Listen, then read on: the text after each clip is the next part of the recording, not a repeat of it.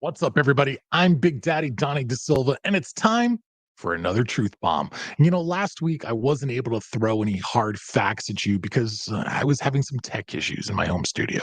But if I had done this segment this week, I had already prepared what I was going to say. I was going to say, everybody calm down. The entire wrestling community lost their damn minds last week. They were all screaming, Cody got screwed.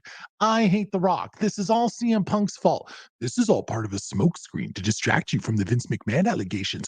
We want Cody. We want Cody. Look, if you follow me on social, and you should, or participate in any of the conversations on the SNME Facebook page, you'll know that last week I was telling everyone to calm down and let the story unfold. Not for 1 second did I think that last week they were going to have Cody stare at Roman on SmackDown, say he wants that belt, and that it wasn't going to happen.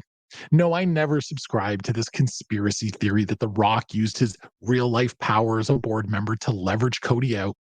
I never believed that a WrestleMania main event was actually going to happen in Perth at the Elimination Chamber.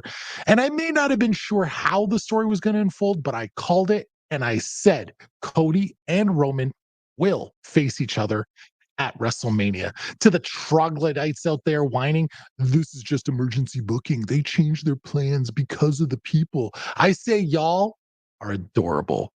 This was the plan. Last year at Mania, Cody was over. There's no question.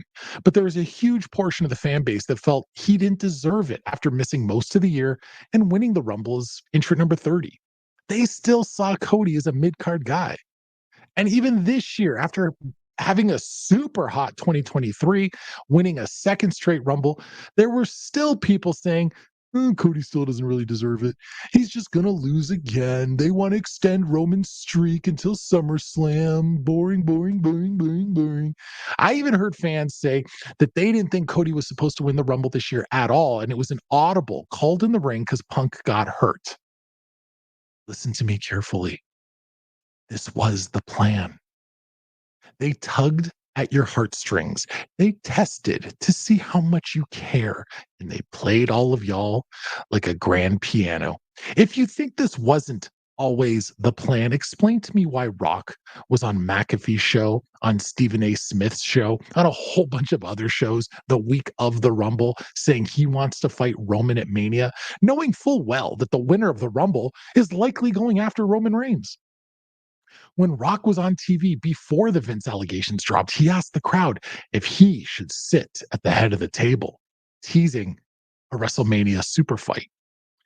This week, after Raw, Cody, trying to control the morons who are issuing death threats to WWE employees, tweeted out, "Everybody calm down. You're going to be happy."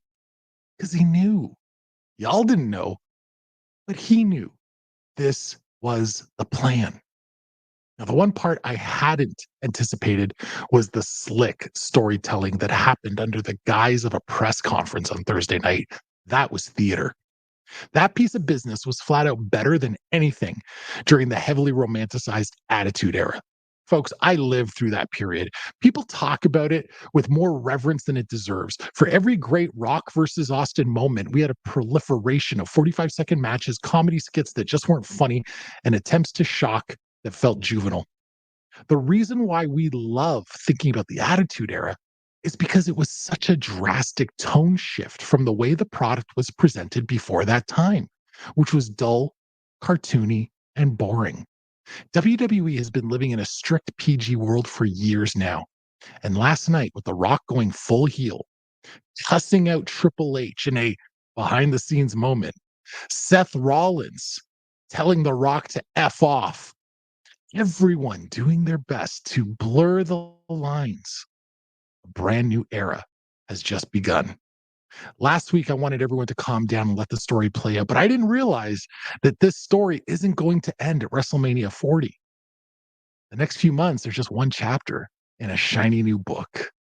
Buckle up because shit just got good. And for those of you that doubted me, you don't have to agree with what I say.